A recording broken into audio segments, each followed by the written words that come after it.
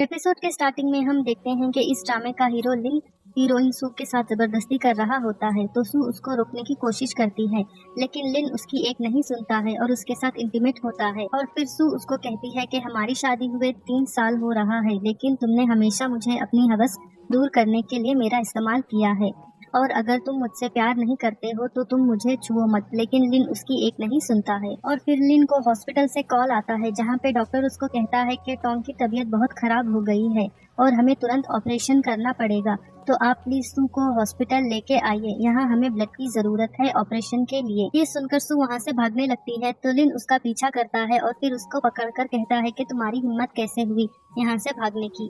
तो सू उसको कहती है कि मैं क्यों ना भागूं, यहाँ पे तुम मेरा जिस्म चूस रहे हो और वहाँ पे टोंग मेरा खून। तो लिन उसको कहता है कि शायद तुम भूल रही हो कि तुमने मुझसे सिर्फ पैसों के लिए शादी की है और मैं इस सब के लिए तुम्हें पे कर रहा हूँ। तो सू उसको कहती है कि क्या तुम इंसान हो या नहीं, इस मंथ में तुमने ऑलरेडी 3 बार मेरा ब्लड लिया है टोंग के इलाज के लिए, और अब क्या तुम ब्लड लेके मुझे जान से मारना चाहते हो। और इन 3 साल में तुमने सिर्फ मेरा इस्तेमाल किया है, पहले अपनी हवस मिटाने के लिए और दूसरा ब्लड के लिए।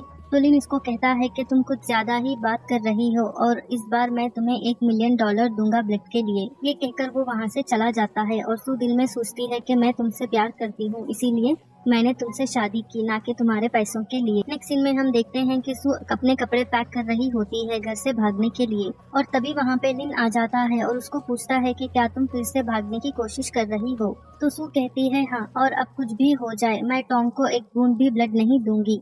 और फिर लिन कहता है कि मैं तुम्हारा ब्लड लिए बिना तुमको नहीं छोड़ूंगा, और फिर वो जबरदस्ती सू का ब्लड लेने की कोशिश करते हैं। तो सू बहुत रेजिस्ट करती है तो डॉक्टर उसको बेहोश करके उसका ब्लड निकाल लेते हैं उसकी मर्जी के बिना। और फिर लिन डॉक्टर को कहता है कि अगर आपको और ब्लड की जरूरत हो तो आप प्लीज निकाल लीजिए। तो डॉक्टर उसको कहता है कि इतना ब्लड काफी है ऑपरेशन के लिए, और अगर हमने और ब्लड निकाला तो सू मर भी सकती है।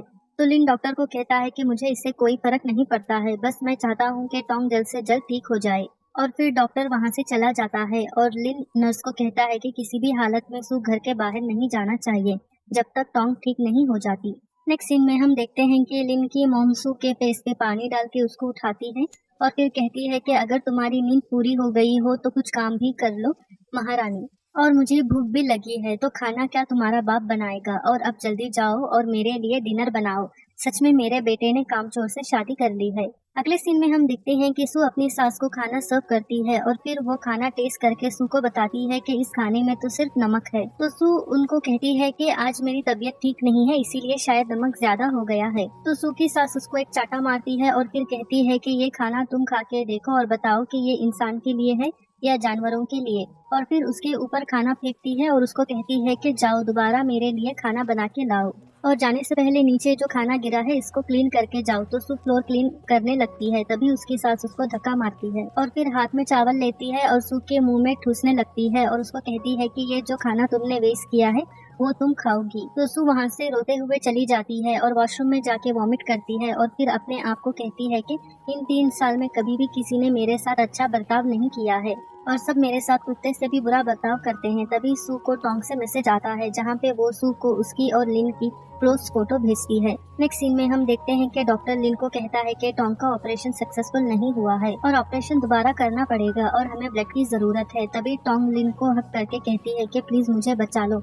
मैं मरना नहीं। कहता है कि टोंग की तबीयत बहुत खराब हो रही है, हमें जल्दी से ऑपरेशन करना है, तो आप प्लीज सू को जल्दी हॉस्पिटल लेके आइए। तो लिन उसको हॉस्पिटल आने को कहता है लेकिन वो आने से मना कर देती है। तो लिन खुद जाता है कि लिन और सू हॉस्पिटल जाते हैं और डॉक्टर लिन को कहता है कि टोंग होश में नहीं है और हमें तुरंत ऑपरेशन स्टार्ट करना पड़ेगा। तो लिन सू को ब्लड देने के लिए कहता है तो सू उसको कम्प्लीटली इग्नोर करके टोंग के पास जाती है और उसको एक जोर का चाटा मारती है।